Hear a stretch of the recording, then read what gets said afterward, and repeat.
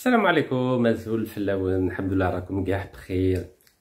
Hier, je vous ai parlé du début de la fin de la communauté musulmane en France et en Europe. Et quand j'ai parlé des musulmans, évidemment, je parlais en priorité des Algériens, car en France, les Algériens représentent à peu près 40 à 50% des musulmans. Donc sachez, lorsque le président Macron ou le ministre de l'Intérieur, M. Retailleau, parle des musulmans, il vise très spécifiquement les Algériens de la même façon que lorsqu'il parle des OQTF, c'est-à-dire les personnes qui sont frappées d'une obligation de quitter le territoire français, il parle évidemment, essentiellement des Algériens. Donc depuis 2015, j'ai tiré la sonnette d'alarme en disant attention, c'est le début de la fin de la présence des musulmans en France et en Europe. À l'époque, on m'a dit mais Arachid, tu exagères. Oui, j'exagère. Non, je n'exagère pas. N'oubliez pas que je suis né en France, j'ai vécu en France, j'ai été à l'école en France, j'ai travaillé en France, j'ai rencontré les plus hautes autorités politiques, économiques et financières de ce pays. J'ai publié un livre entretien avec les 7 chefs d'État du G7, dont le président français, feu Jacques Chirac. Bref, je connais assez bien la France. Donc le rapport choc sur les frères musulmans, qui a été publié par le ministre de l'Intérieur à la demande du président Emmanuel Macron, va dans le sens de la programmation par étape de l'expulsion de tous les musulmans de France, à commencer par les Algériens. Car vous savez, dans la presse algérienne, on avait tendance à dire que le problème finalement, c'est pas Retailleau, plutôt c'est pas Macron. Macron, il est gentil, il est poli, il a des mots doux pour l'Algérie. Non, non. L'État français a une ligne idéologique. Cette ligne idéologique, c'est défendre les intérêts de la France et défendre les intérêts de la laïcité française, qui est une nouvelle religion, à vrai dire. Et les Algériens, comme ils sont musulmans, ça passe pas. Sauf si ils changent de prénom, ils mettent fin à leur religion musulmane, et là, peut-être, et encore, c'est pas sûr, hein. Je vous rappelle que un grand écrivain algérien qui est de la région de Kabylie, qui était d'une famille chrétienne, a été assassiné par l'État français. Donc, ne vous faites aucune illusion sur les intentions de l'État français. Donc, à la demande du président Macron, le ministre de l'Intérieur, M. Bruno Retailleau, a pondu ce texte de 76 pages, qui est un rapport choc, qui prépare l'opinion publique française à, petit à petit, exclure les musulmans de tous les postes de responsabilité, des institutions françaises, des associations françaises, des municipalités françaises. Bref, c'est un remake de ce qui s'est passé pour les Juifs de France pendant l'époque de la collaboration, c'est-à-dire entre 1940 et 1945. Nous allons revenir très vite. Donc ce rapport du ministre de l'Intérieur, M. Bruno Retailleau, qui parle des frères musulmans qui ne représentent que 7% des lieux de culte en France, mais surtout de l'islamisme politique. Très clairement, il pointe du doigt l'entrisme des musulmans dans le monde des institutions françaises et dans le monde des collectivités locales. Ça va de la mairie au département, en allant jusqu'à la région et jusqu'aux grandes institutions nationales françaises. En clair, la France aujourd'hui a décidé de pointer du doigt les musulmans qui vivent en France et qui sont entre 8 et 10 millions de personnes. Le danger pour l'État français, aujourd'hui en 2025 et pour les années à venir, ce sont les musulmans. Les frères, c'est juste pour amuser la galerie. C'est les musulmans, qu'ils soient laïcs, qu'ils fassent la prière, qu'ils fassent le ramadan. L'amalgame est total. Alors, vous savez que notre ami Bruno Retailleau, depuis qu'il est ministre, c'est-à-dire à peu près depuis 7 mois, il a décidé de mettre en place ce qu'on appelle ce que lui appelle un rapport de force avec des réponses graduées avec l'Algérie. Donc l'Algérie, dans cette histoire, elle est victime.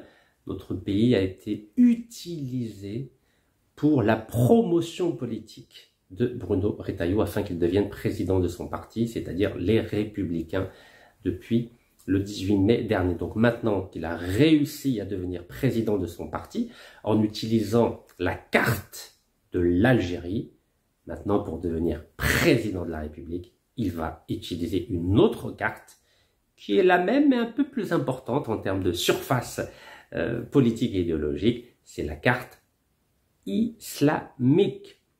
Comme les Algériens sont musulmans, le tour est joué, n'est-ce pas?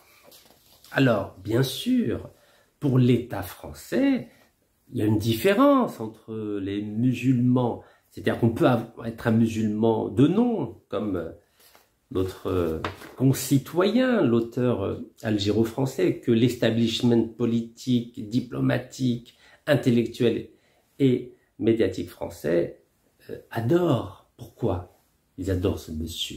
Car ce monsieur veut fermer toutes les mosquées en France. En clair, il dit clairement, je ne suis pas musulman. Ah, ça plaît. Ça plaît à ses amis comme Xavier Driancourt. Bah oui, l'ancien ambassadeur de France en Algérie pendant 7 ans. Ah, pendant ces 7 années, il aimait beaucoup l'Algérie, il aimait beaucoup les musulmans, mais à partir du moment où il a perdu son poste d'ambassadeur, bah, il était au chômage, alors que ses deux anciens prédécesseurs, Bernard Rémier et Bernard Bajolet, eux sont devenus, après Alger, les patrons des services secrets français. Le pauvre Xavier Driancourt, il n'a pas eu de poste, ils l'ont envoyé à la retraite, alors il s'ennuyait. Alors il s'est dit, bon, il faut quand même que je capitalise par rapport à mon expérience, parce qu'en dehors d'avoir été consul en Australie et ambassadeur en Malaisie, il a une carrière diplomatique extrêmement pauvre. Alors il a décidé de se venger en utilisant sa connaissance, on va dire, limitée de l'Algérie pour en faire un tremplin politique comme notre ami Bruno Retailleau. Et il a décidé d'attaquer l'Algérie et maintenant l'islam. Et c'est pour ça qu'il adore cet auteur algéro-français, car cet auteur algéro-français ne supporte pas le vernis musulman qu'il y a en France ou en Algérie. Alors, vous savez, j'aimerais faire un petit rappel historique sur la présence de la France en Algérie. Vous savez que en octobre 1870, il y a eu ce qu'on appelle le décret Crémieux. Le décret Crémieux accordait la nationalité française à tous les Juifs d'Algérie. Vous savez, les Juifs d'Algérie, il y en a qui sont là depuis 1000 ans, 1500 ans, 2000 ans, 2500 ans. 2500 ans, ça correspond à la destruction de Jérusalem par Nabucodonosor. Et les Juifs, depuis cette époque-là, sont partis un peu partout, à la fois au Moyen-Orient, en Europe, en Afrique du Nord. Mais en 1870, notamment le 2 septembre 1870, vous savez que la France a perdu l'Alsace-Lorraine qui a été récupérée par les Allemands. L'Alsace-Lorraine, donc, se trouve à la frontière entre la France et l'Allemagne. Ça correspond à peu près au Sahara occidental en termes de sources conflictuelles.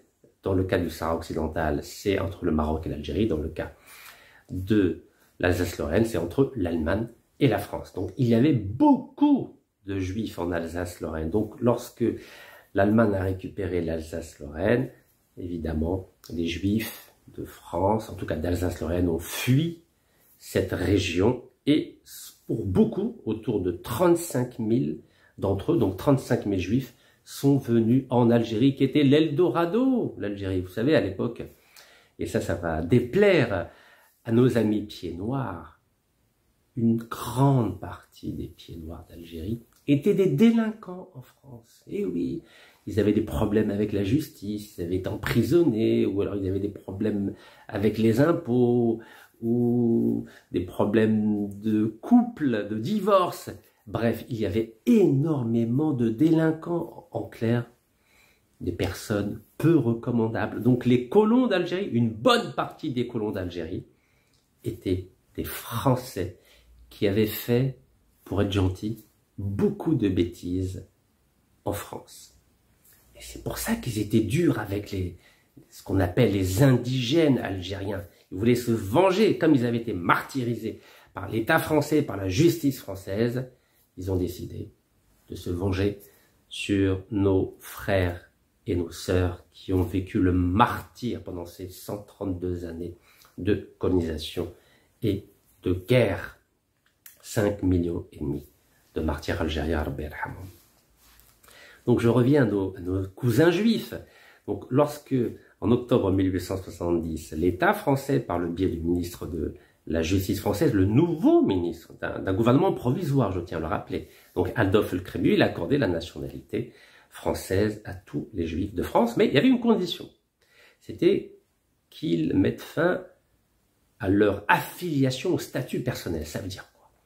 Le statut personnel permettait à la fois aux musulmans et aux juifs de dépendre sur le plan de la justice, sur le plan de l'héritage, sur le plan du mariage, du divorce, de leur cadi, de leurs juges respectifs. Donc dans le cas des musulmans, c'était le qadi, le juge musulman, et dans le cas des juifs, c'était le rabbin. La France a dit, on est prêt à vous accorder la nationalité française à condition que vous dépendiez désormais uniquement de la justice civile française, c'est-à-dire des juges français, des juges. À l'époque, il n'y avait pas de laïcité. La laïcité, c'est à partir de 1905. Donc, on est en 1870. Les musulmans ont refusé. Les juifs ont accepté. Vous savez que les juifs ont développé tout au long de leur longue histoire ce qu'on appelle une résilience, c'est-à-dire ils s'adaptent, ils supportent beaucoup de choses. Donc, à partir de 1870, ils sont devenus français. Les Algériens, au maximum, à la fin de cette période de la colonisation, 1932, il y avait à peu près 30 000 Algériens qui avaient accepté d'abandonner le statut personnel pour devenir des citoyens français à part entière. Et quand il y a eu la réforme de l'état civil en 1881-82, vous savez que c'est les Français qui ont imposé à tous les Algériens, notamment musulmans ou juifs, un nom et un prénom. Car la structure nominale, en tout cas de dénomination des musulmans et des juifs, vous savez comment ça fonctionne. Par exemple, moi je m'appelle Rachid, mon père s'appelle Laïrmoul Harbi. Comment on appelait les musulmans? On disait l'Harbi ben... excusez-moi, Rachid ben al-Harbi. Et mon grand-père s'appelait Mohamed. Donc, Rachid ibn al-Harbi ibn Mohamed. Les Français ont obligé les musulmans et les juifs à choisir un prénom et un nom comme cela était d'usage en métropole. Donc, dans mon cas, moi, c'était Rachid Nekez. Donc, Nekez, c'est un nom qui vient de nulle part, à vrai dire.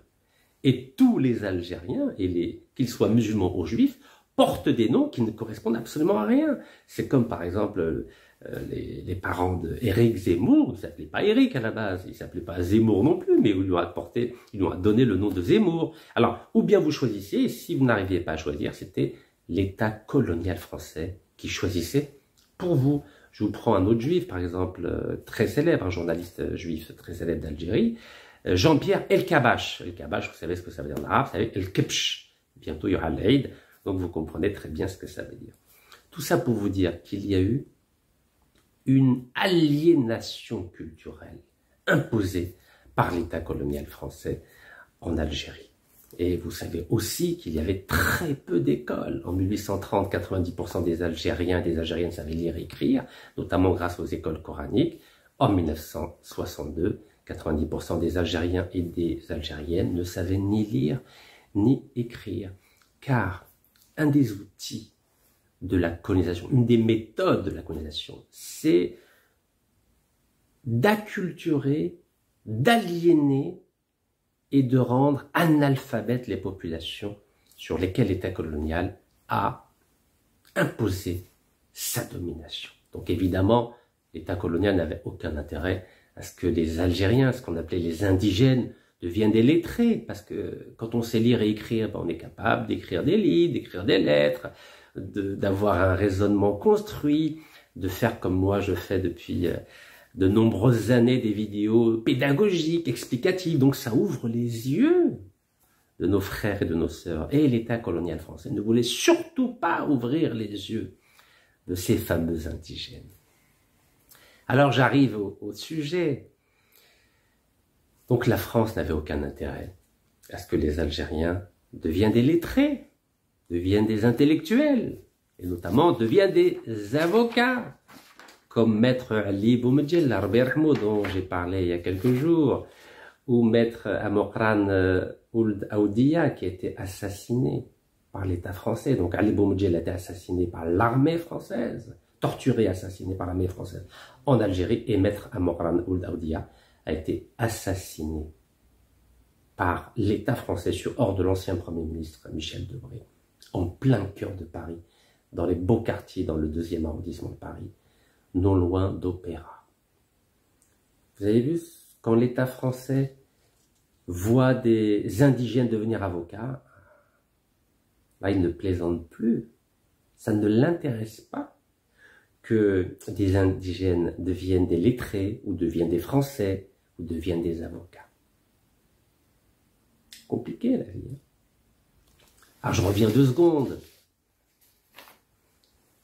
sur cette idée de nationalité qui a été accordée aux Juifs de France et à 30 000 musulmans, plutôt des Juifs d'Algérie à 30 000 musulmans d'Algérie, pour mériter la nationalité française. Et là, je vais faire le lien. Il fallait quelque part ne plus dépendre de la religion musulmane, un peu comme cet auteur algéro-français. Pourquoi, à titre exceptionnel, le président Macron lui a accordé la nationalité française? À votre avis, pourquoi? Parce qu'il rejette l'islam. De la même façon que pendant toute la colonisation, pour obtenir la nationalité française, il fallait rejeter les structures officielles musulmanes. Il fallait rejeter, ne plus dépendre du statut personnel. Donc vous voyez, c'est la même logique qui est entretenue, la même. Je dis bien la même.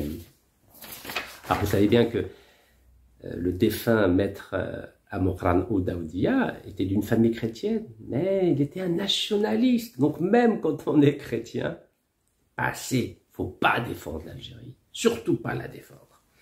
Vous savez, j'en ai assez parlé avec maître Morad Ousseddir, c'est eux qui ont mis en place un collectif de 100 avocats, à la fois algériens et français, pour défendre les militants du FLN. Et ça n'a pas plu à l'État français, ça n'a pas plu à l'État français. Ça n'a pas plu au Premier ministre de l'époque, Michel Debré, ici, avec le fondateur de l'État d'Israël, David Ben Gourion. Non, ça ne le plaît pas. Vous savez quel est le nom d'origine de Michel Debré? Michel Debré, c'est une grande famille d'intellectuels, de médecins, des grands. Leur nom, avant 1808, c'était Moïse. Donc c'était des cousins. Mais en 1808, ils ont changé leur nom. Au début, c'était, au lieu de Moïse, c'était Després, et ensuite c'est devenu Debré. Donc il est avec son cousin, Michel Debré, avec David Ben Gourion, ils s'entendent bien. Là, ils viennent de décider la France, grâce à Michel Debré et Michel Moïse, d'accorder 100 avions français à l'État d'Israël pour bombarder les Palestiniens. Beau, hein? Ça, cet entrisme-là, ça dérange personne. Hein? L'entrisme des Juifs aux plus hautes instances politiques du pays, ça dérange personne. Mais quand des musulmans deviennent maire ou maire adjoint, alors là, ça les embête. Alors, je reviens à l'école. Vous avez compris que l'école, c'est la base de toute conscience politique. Et lorsque l'État français a vu qu'une école musulmane, en l'occurrence le lycée Averroès de Lille, vous savez que ce lycée Averroès, à Lille, donc au nord de la France, à 200 km au nord de la France, a des résultats exceptionnels au bac. 100%, est-ce que vous imaginez? 100%. Vous imaginez des indigènes, des anciens indigènes, qui ont 100% de résultats au bac. Ah, attention, ça devient dangereux. Ouh là là, ils vont devenir comme Maître Ali Boumedjel, ou Maître, où est-ce qu'il est? Ou alors, Maître Morad Ousseddir, qui était un ténor au barreau de Paris. Je tiens à le rappeler. Hein. Maître Morad Ousseddir, qui était un ténor au barreau de Paris avec ici Jacques Vergès, le grand Jacques Vergès. Vous imaginez? C'était le même niveau, vous imaginez? Alors, imaginez Maître Amokran Oudia, avec Maître Ali Boumedjah, vous imaginez, le lycée Averroès de Lille peut former des grands avocats comme Maître Ali Boumedjah ou Maître Amokran Oudia. Mais c'est pas possible, il faut arrêter ça, il faut arrêter. Alors, vous savez que ce lycée a été en contrat avec la région Nord depuis 2008, c'est-à-dire qu'ils bénéficiaient de subventions. Mais comme ils ont vu, comme la région, comme la préfecture du Nord, comme l'État français a vu que ce lycée était un lycée d'excellence, ils se sont dit, oh là là, il faut arrêter ça tout de suite, il faut arrêter ça, il faut arrêter de soutenir, et c'est la raison pour laquelle, en décembre 2023, le préfet du Nord avait décidé de mettre fin au contrat qui liait le lycée musulman à l'État. Vous voyez? Oui, il ne faut surtout pas que les musulmans deviennent des ténors, voyons. Ils peuvent devenir maires, avocats, architectes, ingénieurs, et pourquoi pas ministres et présidents. Ah, non, non, non, attention, c'est très très dangereux. Alors l'État français a fait la même chose en janvier 2025 avec le groupe scolaire musulman Al-Kindi. Kindi, c'est un grand philosophe, vous savez, un grand philosophe musulman. Donc près de Lyon, à Dessines. Donc c'était le 10 janvier 2025. Voilà, l'État a décidé de mettre fin au contrat qui liait ce groupe scolaire musulman, Al-Kindi, avec l'État. Voilà. Non, non, non, il ne faut surtout pas, attention. Donc à Lille, Averroès, et à Lyon, Al-Kindi. Et suite à ce rapport terrible de Bruno Retailleau, qui a pointé du doigt ces lycées musulmans d'excellence, qu'est-ce qui s'est passé juste après la publication, le 21 mai, de ce rapport sur les frères musulmans et sur l'islamisme politique? Eh bien, Marseille en a fait autant. Donc, Marseille a décidé de réclamer une inspection dans le lycée privé musulman qui s'appelle Ibn Khaldoun à Marseille. En clair, il veut mettre fin, pareil, au contrat qui lie l'État, en l'occurrence la région, au lycée Ibn Khaldoun de Marseille. Mais oui, ça devient dangereux, dis donc, si les musulmans commencent à devenir des intellectuels en France. Oh là là, vous imaginez, il faudra les assassiner comme Maître Ali Boumedjah et Maître Amokran Oudia. Puis non, il faut assassiner maintenant, c'est un peu compliqué, sauf quand il y a une guerre. Quand il y a une guerre, voilà, on peut tuer comme Netanyahou, qui peut massacrer matin, midi et soir des civils, des médecins. Vous avez entendu aujourd'hui, un médecin, il y a 9 membres de sa famille ont été tués. 9 membres. 9 membres. Vous savez, c'est terrible, hein, c'est terrible. Alors, on dit qu'il y a un état de droit en France. Alors, le lycée Averroès de Lille, dont je viens de vous parler, qui a 100% de réussite au bac, comme le lycée Al-Kindi Kif, qui fasse entre 95 et 100, hein, c'est que des lycées d'excellence. Ils sont vraiment, c'est la crème des musulmans. Et vous savez, je viens de vous le dire, 40 à 50% des musulmans sont algériens. Donc, le 23 avril, c'est-à-dire il y a un mois, le tribunal administratif de Lille a décidé que le ministère de l'Éducation nationale devait restituer au lycée musulman Averroès son contrat d'association avec l'État.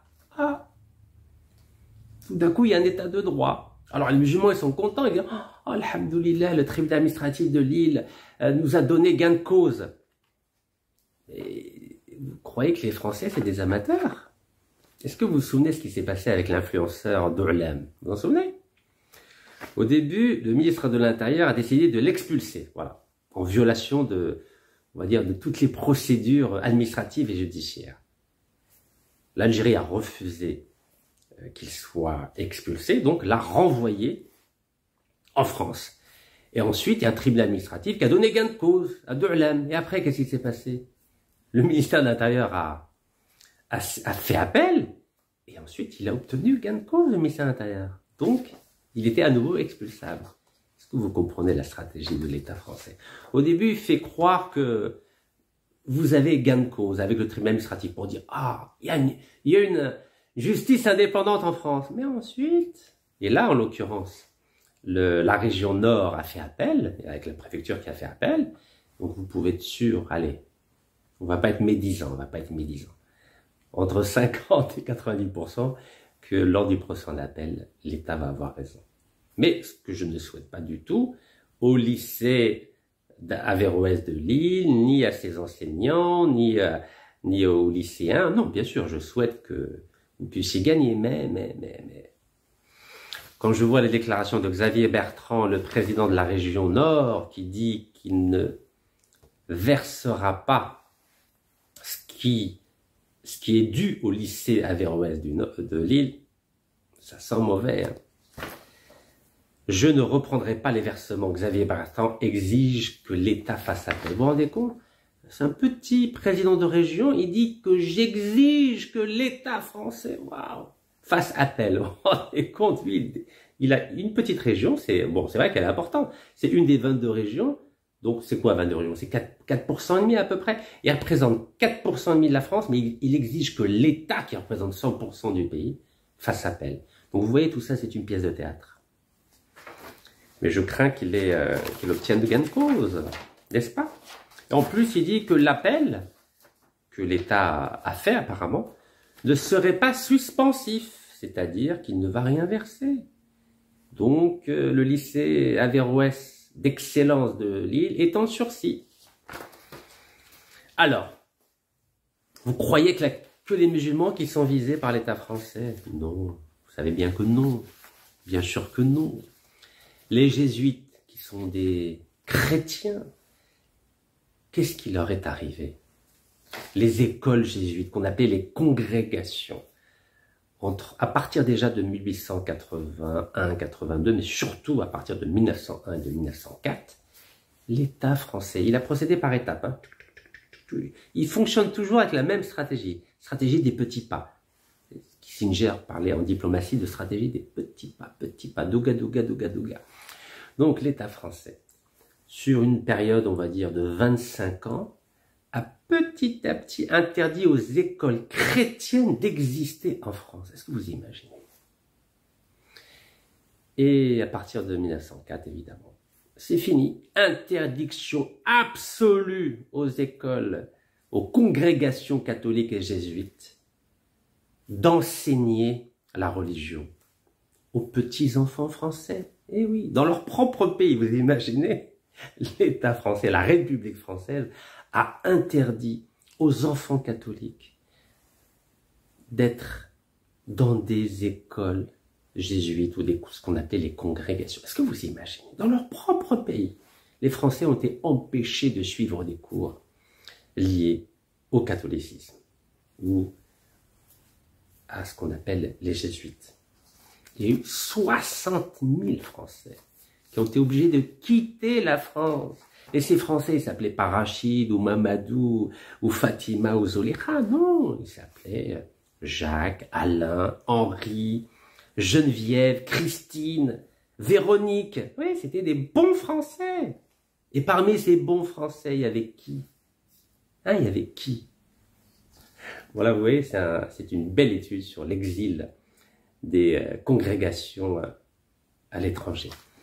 Donc, le grand exil des congrégations enseignantes au début du XXe siècle. L'exemple des jésuites.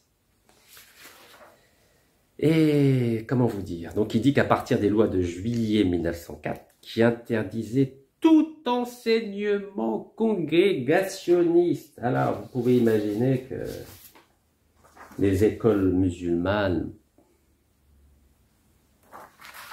il n'y aura pas de problème à les interdire, hein, petit à petit. Et donc, ça a provoqué la fermeture de milliers d'écoles et le départ de milliers de congrégationnistes en direction d'un exil quasi planétaire. Vous imaginez? Regardez, c'est pas moi qui le dis, c'est cette étude. Vous vous rendez compte? La fermeture de milliers d'écoles congrégationnistes, jésuites, chrétiennes, vous imaginez? La France a fermé des milliers d'écoles, des milliers. Pas une, pas deux, pas trois, des milliers.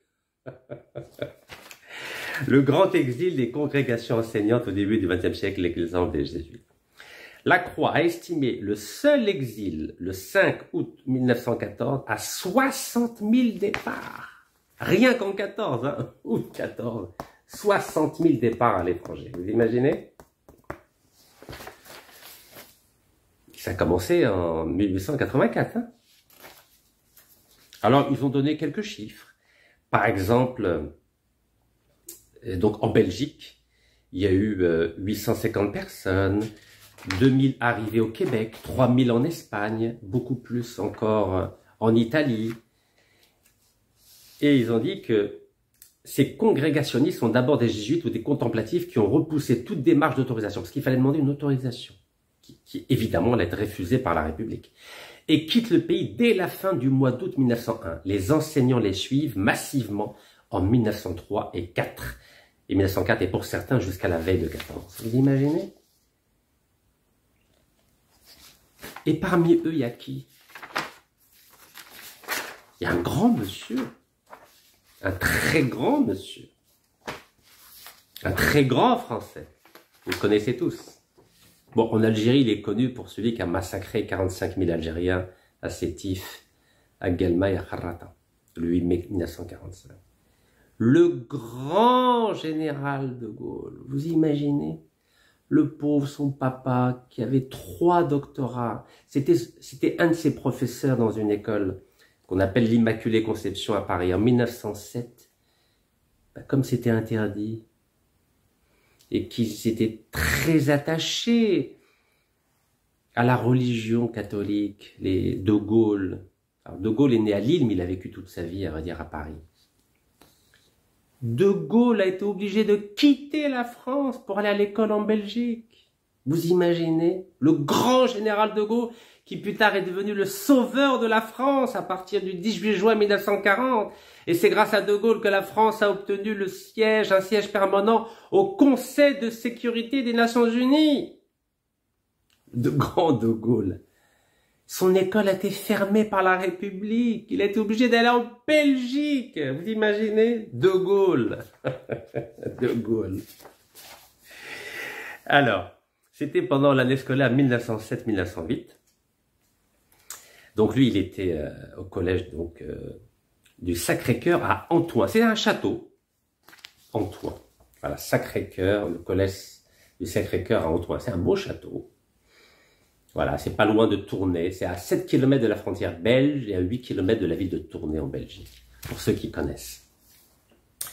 Et son père, donc encore une fois, qui avait 3 doctorats, le papa du général de Gaulle, c'était pas un analphabète, hein, attention. Hein. Nous, on a des parents analphabètes, hein, mais le général de Gaulle, son papa, il avait 3 doctorats. Bon. Alors, il dit, dans cette étude, le général de Gaulle et le château d'Antoing, il dit que les congrégationnistes, donc ses élèves, étaient alors réfugiés sur plusieurs points du territoire belge pour fuir la persécution en France des congrégations religieuses. Ben oui, ils ont fui, la France, elle persécutait les chrétiens, vous imaginez. La République française a persécuté ses propres enfants, comme au temps des protestants. Avec la Saint-Barthélemy en 1572, 35 000 protestants ont été massacrés par, à l'époque, la monarchie catholique française. C'est comme ça la France. Hein. Il n'y a aucune stabilité. Alors, pourquoi la Belgique accueillait ces congrégations? Car à partir de 1884, il y avait un gouvernement catholique en Belgique. Donc, les Belges disaient... Les catholiques de tous les pays, venez chez nous, venez chez nous. Nous, il n'y a pas de problème, on peut vous enseigner la religion catholique. Il n'y a pas de problème, venez, marhaba bikoum, comme on dit. Et oui, et donc il y a eu des milliers d'élèves de toute la France qui ont quitté la France, la République française, pour aller étudier en Belgique. Et puis, c'est terrible ce qui s'est passé. Hein. Et cet endroit-là, on disait que c'était un îlot français. Un îlot, c'était une petite île française en territoire belge. Alors, ce château d'Antoing où a été le grand général de Gaulle pour parfaire sa formation de bon élève catholique, avait été loué dès octobre 1901 à son propriétaire qui s'appelait le prince Charles de Ligne pour un bail de 9 ans. Donc vous voyez, c'est un peu ce que font les musulmans à Lille, à Lyon, à Marseille. Vous voyez, ils essayent d'acheter des terrains, de construire des écoles. Ils font un peu comme les congrégations jésuites avec notre ami Charles de Gaulle. Ils essayent. Mais ça va pas durer longtemps, vous le savez. Si même les écoles catholiques, des milliers d'écoles catholiques ont été fermées, vous pouvez imaginer que ils vont fermer aussi les écoles musulmanes, ça paraît évident. Alors, voilà pour notre ami Charles de Gaulle, qui a dû obligé de faire sa scolarité avec son frère Jacques. Ben oui, les pauvres. Vous imaginez, quand on est français, qu'on est obligé de quitter son propre pays pour aller à l'école, pour apprendre, pour être un bon chrétien. C'est terrible, hein? Donc voilà, donc je vous invite à lire ces belles études. Et il y a une phrase qui m'a marqué dans la façon dont Charles de Gaulle parlait de son expérience pendant une année en Belgique. Il a dit qu'on nous a lu le récit des derniers combats qui ont eu lieu sur la frontière d'Algérie. Voilà ce qu'il disait dans une lettre à son papa. Vous imaginez? Donc déjà, 1907-1908, il racontait que dans cette école jésuite, on lui faisait lire les derniers combats qui ont eu lieu sur la frontière d'Algérie. On notera d'ailleurs là que son père, qui a ouvert une école à Paris en 1907, le cours Fontane, participe à l'élaboration des livrets scolaires des établissements jésuites à l'étranger, dont Florène pour la Belgique. Donc le papa du général de Gaulle était un vrai chrétien convaincu, un vrai jésuite. Donc cette lettre-là, où il parle d'Algérie, date du 30 novembre 1907. Vous savez, en histoire, il faut être très précis, on ne peut pas être dans l'à peu près. Allez, on continue. Alors, le général de Gaulle, vous avez compris, ils ont interdit d'aller à l'école catholique en France, il était obligé d'aller en Belgique. Donc ça, c'est 1907-1908. Et que s'est-il passé 33 ans plus tard? 33 ans plus tard. Décret donc paru au journal officiel le 10 novembre 1940. Journal officiel 10 décembre 1940. Que dit ce décret? Signé par le maréchal Pétain. Article 1er. Est déchu de la nationalité française à dater du 2 août 1940. Alors, qui a été déchu? Alors, moi, j'ai abandonné ma nationalité française. Vous êtes au courant. C'était en juillet-août 2013 pour essayer d'être candidat aux élections présidentielles algériennes d'avril 2014. Alors, qui a été déchu de la nationalité française à dater du 2 août 1940? C'est lui, le général de Gaulle. Vous imaginez, en 1907, il est obligé de quitter la France pour aller à l'école en Belgique, parce qu'on veut pas qu'il ait un enseignement religieux catholique. Et 33 ans après, le 2 août 40, le maréchal Pétain, il lui dit « Tu n'es plus français, c'est fini. Tu es déchu de la nationalité française parce que tu as quitté la France. » Donc, alors, est déchu de la nationalité française à dater de 2 août 1940, Monsieur de Gaulle, Charles-André Joseph Marie, né le 22 novembre 1890 à Lille, dans le Nord. Article 2. Le garde des Sceaux, ministre secrétaire d'État à la Justice, est chargé de l'exécution du présent décret qui sera publié au journal officiel, fait à Vichy le 8 décembre 1940. Maréchal Philippe Pétain. Voilà. Vous vous rendez compte? Est-ce que vous vous rendez compte? Le plus illustre des Français a été déchu de sa nationalité française par l'État français. En plus, vous savez que il y a une longue histoire entre Pétain et de Gaulle. Vous savez que de Gaulle était le protégé de Pétain pendant 20 ans. Pendant 20 ans, c'était de très bons amis. Pétain était même le parrain du fils de Gaulle, vous imaginez? Pétain était le parrain du fils de Gaulle. Et Pétain avait nommé de Gaulle sous-secrétaire d'État à la guerre. Vous vous rendez compte? Juste avant la guerre. Donc, ils s'entendaient très bien. Et pourtant, le 8 décembre 1940, il signe un décret pour le dénaturaliser. Vous imaginez? Incroyable, hein? Alors Pétain, pour ceux qui ne le savent pas, c'était le grand vainqueur de la bataille de Verdun pendant la Première Guerre mondiale. C'était un héros national, Pétain.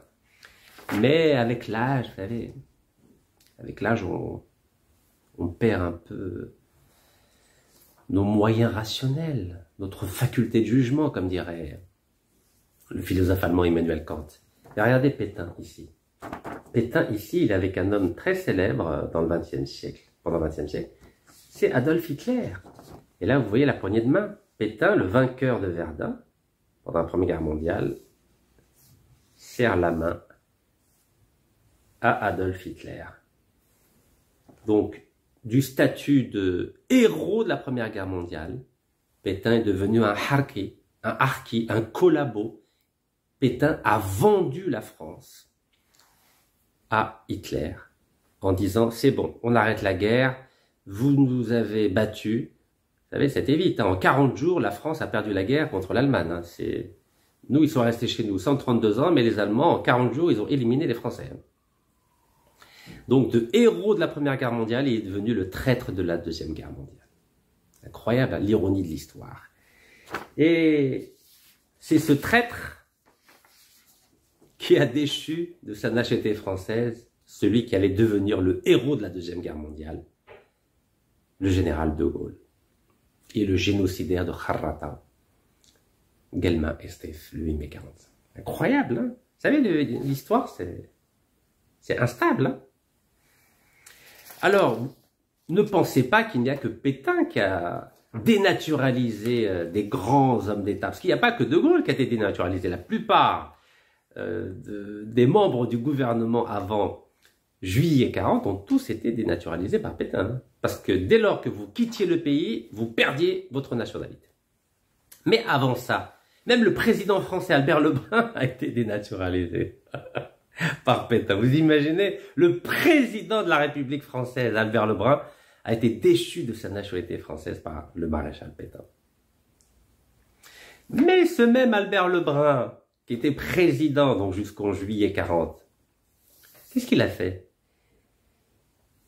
Écoutez, c'est drôle la vie. Hein. Le 21 février 40, donc on est à 11 mois de la déchéance de la nationalité de Gaulle. Donc 11 mois avant, qu'est-ce qu'il a fait? Il a déchu de sa nationalité le leader du Parti communiste français, Maurice Thorez. Donc, paru au journal officiel, mercredi 21 février 1940, article 1er, est déchu de la nationalité française Maurice Thorez, né le 28 avril 1900 à Novelle-Godeau, dans le Pas-de-Calais. Vous imaginez? Les Français, c'est des fous. L'État français est impitoyable. Regardez, 21 février 40, Maurice Thorez, déchu de sa nationalité française par le président Albert Lebrun. Voilà, Albert Lebrun, c'est ici. Albert Lebrun. Donc, un État qui est capable de déchoir de sa nationalité française tout un gouvernement. Donc ça, c'était au début de la guerre, de la Deuxième Guerre mondiale. Mais avant que les troupes allemandes arrivent en France, le président de la République française, Albert Lebrun, a lui-même déchu de sa nationalité française le grand leader communiste Maurice Thorez. Qu'est-ce que vous voulez attendre d'un État pareil? Vous attendez quoi? Vous croyez qu'il va protéger les musulmans? Mais ne rêvez même pas. Ne rêvez même pas. Alors, non content d'avoir déchu de sa nationalité française le grand général de Gaulle, ben dites-vous qu'un tribunal militaire français a même condamné à mort le général de Gaulle. Regardez, c'est pas beau ça, regardez. Le général de Gaulle condamné à mort par un nouveau tribunal militaire. C'est ça la France. La France, elle est... Parfois, elle craque. Voilà, donc, d'abord on déchoit sa nationalité française, le général de Gaulle, et ensuite on le condamne à mort. Mais il s'est vengé en 45, le général de Gaulle. Il s'est vengé contre son ami, contre le parrain de son fils, contre le maréchal Pétain. Ben lui aussi.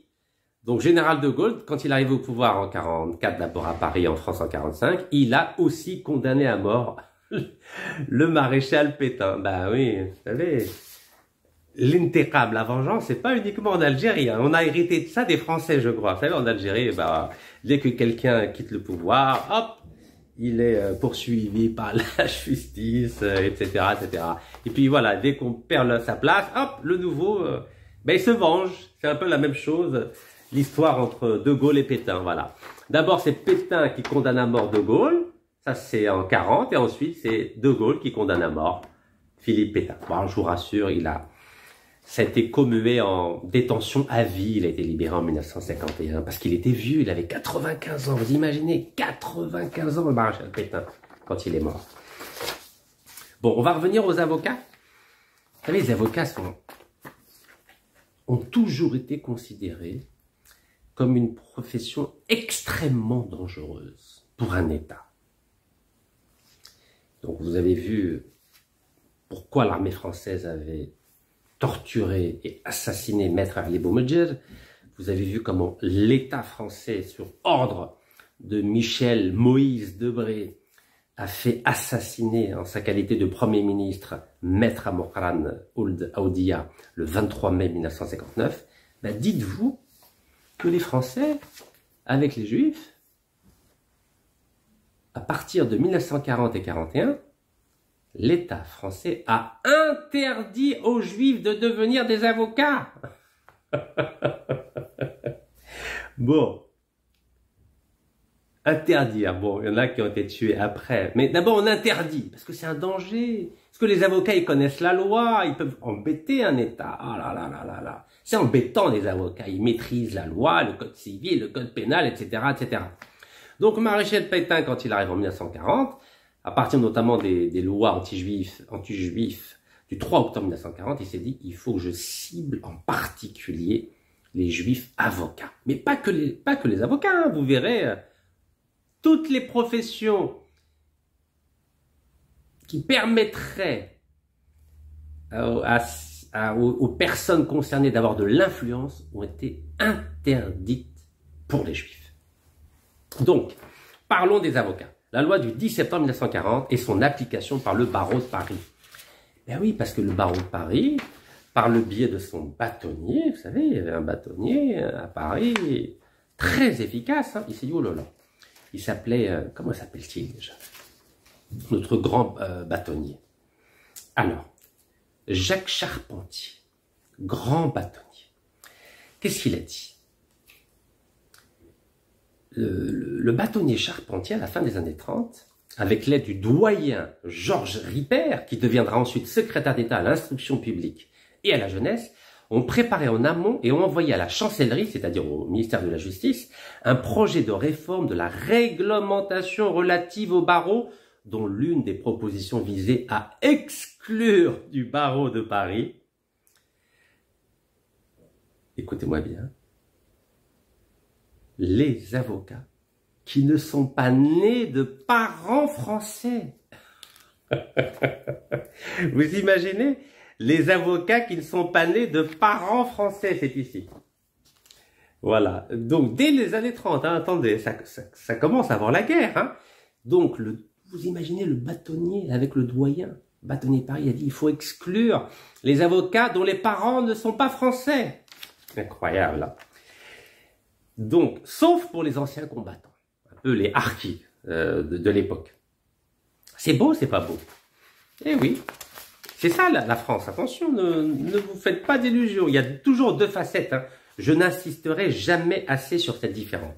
La République française, elle est belle. C'est la République des Lumières, de l'État de droit, de la démocratie, de la liberté, de l'égalité, de la fraternité. Mais il y a l'État français. L'État français, c'est celui qui a fait l'esclavage, la colonisation, le soutien aux dictatures, qui fomente des coups d'État et qui organise des kidnappings et des assassinats politiques, comme Mehdi Ben Barka, en octobre 1965. Donc sachez que ça ne plaisante pas. Alors, les Français, évidemment, n'ont pas inventé ça dans leur petit cerveau. Ils ont imité la loi allemande de Hitler du 7 avril 1933 qui réglementait l'accès au barreau. Et c'était une disposition légale qui permettait aux nazis d'entamer l'exclusion des Juifs de la profession d'avocat. C'est la loi du 7 avril 1933. Donc les Français, ils se sont dit, mais on va faire la même chose que notre ami Hitler, voyons. Allez, débarrassons-nous des Juifs de la profession avocat.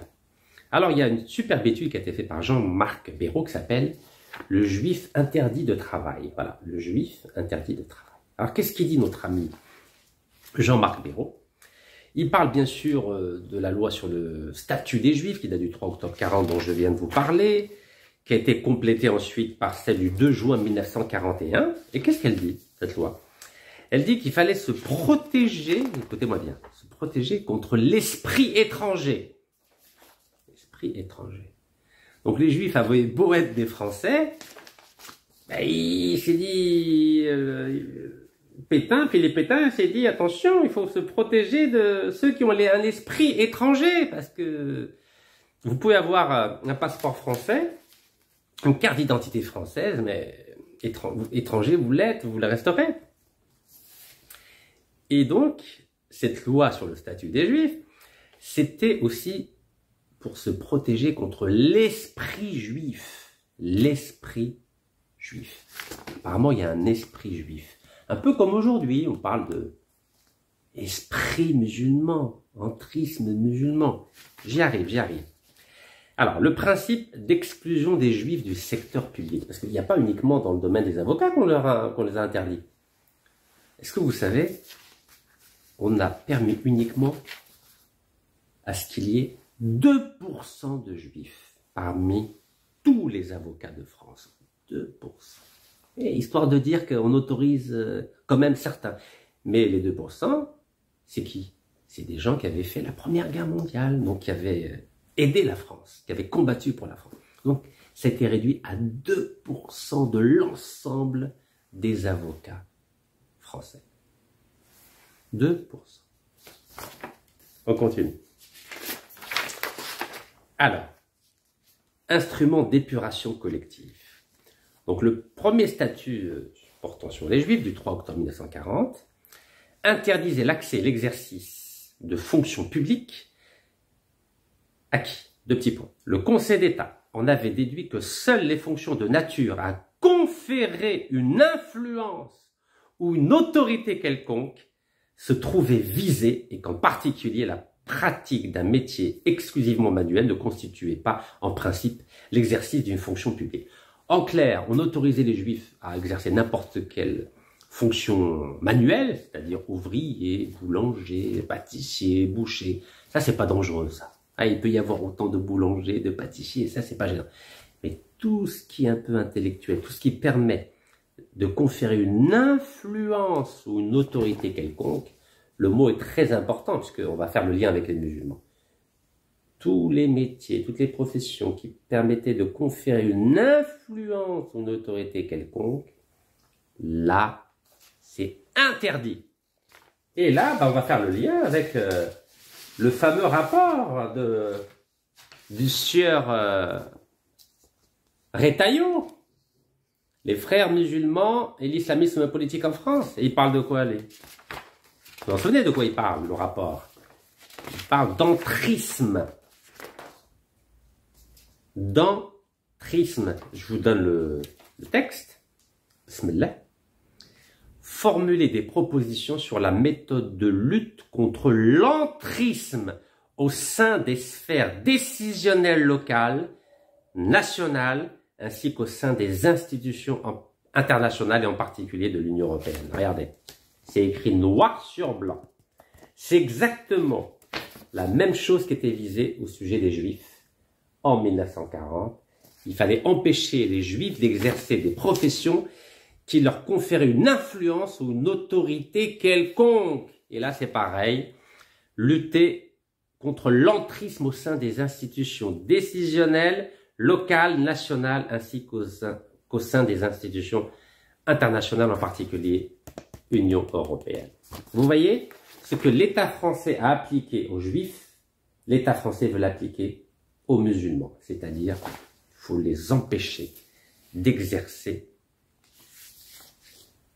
des professions qui pourraient leur conférer une influence ou une autorité quelconque. ne peut pas être plus clair, n'est-ce pas? Alors, il n'y a pas que dans le métier d'avocat, évidemment qu'on a interdit les juifs. Les juifs ne peuvent occuper dans les administrations publiques ou les entreprises bénéficiaires de concessions, de subventions, des fonctions ou des emplois que s'ils sont titulaires de la carte de combattant. Donc si vous n'avez pas été combattant, vous ne pouvez plus exercer de profession dans la fonction publique. Donc l'article 2 de la loi du 2 juin 41. 2 juin 41. Donc je vais aller vite, ne vous inquiétez pas. Qu'est-ce que dit cet article-là? Il dresse une liste des fonctions interdites aux juifs, quand bien même il pourrait se prévaloir des exceptions prévues à l'article 3 dont je viens de parler. Et ça vise qui? Ces professions interdites aux juifs. Chef de l'État, membre du gouvernement, du Conseil d'État, du Conseil de l'Ordre, de la Légion d'honneur, de la Cour de cassation, de la Cour des comptes, du Corps des mines, du Corps des ponts et des chaussées, de l'Inspection générale des finances, du Corps des ingénieurs, de l'aéronautique, des cours d'appel, des tribunaux de première instance, des justices de paix, des tribunaux répressifs d'Algérie, même en Algérie, c'est interdit pour eux d'exercer, de tout jury, de toute juridiction d'ordre professionnel et de toute assemblée issue de l'élection. Interdit aux juifs. Je continue. Interdit d'être ambassadeur de France, secrétaire généraux des départements ministériels, directeurs généraux, directeurs des administrations centrales des ministères, agents relevant du département des affaires étrangères, préfet, intendant des affaires économiques, intendant de police, même police interdit, attention, sous-préfet, secrétaire généraux des préfectures, chef de cabinet du préfet, conseiller de préfecture, inspecteurs généraux des services administratifs, du ministère de l'Intérieur, fonctionnaire de tout grade attaché à tout service de police, chef de division de préfecture. Waouh, ça c'est interdit aux juifs. Je continue.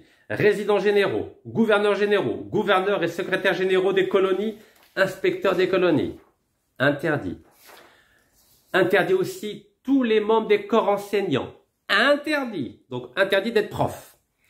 Interdit d'être officier, sous-officier des armées de terre, de mer, de l'air, membre des corps de contrôle de la guerre, de la marine et de l'air, membre des corps et cadres civils des départements de la guerre, de la marine et de l'air.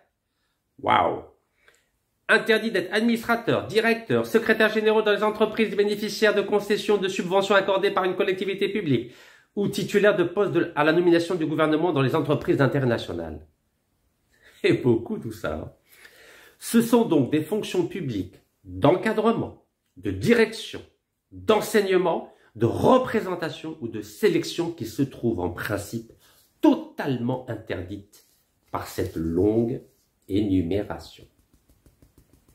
C'est exactement ce que propose le ministre de l'Intérieur, M. Bruno Retailleau, au sujet des musulmans. Exactement la même chose. Je répète la phrase. Formuler des propositions sur la méthode de lutte contre l'entrisme des frères musulmans au sein des sphères décisionnelles, locales, nationales, ainsi qu'au sein des institutions internationales, en particulier de l'Union européenne. Et il dit, ce rapport a été classifié pour protéger des sources qui ne doivent pas être exposées. Mais il a exposé ces sources, car il a cité l'ancien ambassadeur d'Algérie à Paris. Eh oui, Bruno Retailleau, il est malin quand même. Hein. Il est très malin. Ça fait mal, non? C'est bien de lire, hein? C'est bien de comparer. Allez, on continue. Le maréchal Pétain avait insisté lui-même pour que la justice n'emploie aucun juif. Il a insisté pour que la justice n'emploie aucun juif. Aïe, aïe, aïe. C'est ainsi qu'un décret du 16 juillet 1941, il fixa pour chaque ressort de cour d'appel à 2% maximum des avocats non juifs. Vous voyez, j'ai rien inventé. Hein. 2% maximum d'avocats non juifs. 2% seulement. Ça fait mal, hein? On continue. Alors, il n'y a pas tous ces métiers qui sont interdits. Écoutez encore. Secteur médical fut aussi touché. Donc, médecin, infirmier, wello. Donc, Le modèle des quotas, le taux de 2% et la limitation en nombre au 25 juin 1940 furent appliqués aux médecins par décret du 11 août 1941. Donc, il n'y avait que 2% de juifs, plutôt, il n'y avait que 2% des médecins qui pouvaient être juifs. C'est tout, c'est un quota, 2%. Vous savez combien d'urgentistes algériens, marocains, tunisiens, etc. dans les hôpitaux français? Je crois que ça doit être 60-70%. Donc, avec Bruno Retailleau, qui apparemment semble s'inspirer des lois anti-juifs de Pétain, bah, ça va être limité à 2%. Donc préparez-vous mes chers compatriotes algériens, que 2% seulement. Allez, on continue. Pareil pour les pharmaciens, 2%. Sages-femmes, 2%. Profession dentaire, 2%. Les architectes, 2%. C'était le décret du 24 septembre 1941. Et les étudiants juifs, là il était gentil Pétain, 3%. Donc les étudiants juifs, il y avait un quota maximum qui fut fixé à 3% maximum des étudiants non juifs. Voilà, 3%. Vous imaginez, il y a combien d'étudiants musulmans à Villetaneuse, à Saint-Denis, à Lyon, à Toulouse, etc., ou à Marseille. Ça va être limité à 3%, hein, si Bruno Retailleau s'inspire des lois anti-juifs de Pétain. Alors, il n'y a pas que ça, on continue. Les juifs se voyaient interdire l'accès aux professions de banquier, interdiction d'être banquier. Ouh là là, ça va être dur ça. Bon, il n'y a pas beaucoup de banquiers musulmans. De changeurs, c'est-à-dire ceux qui font le change de devises. De démarcheurs, intermédiaires dans les bourses de valeur ou dans les bourses de commerce. Interdit d'être agent de publicité, interdit d'être agent immobilier, interdit d'être marchand de biens, courtier, commissionnaire. Pareil pour les médias, l'article 5 de la loi du 2 juin 41, il interdit les professions d'éditeur, directeur, gérant, administrateur, rédacteur et même correspondant local de journaux interdits. On continue. Ainsi, la totalité de la presse se trouvait fermée aux juifs. La totalité de la presse se trouvait fermée.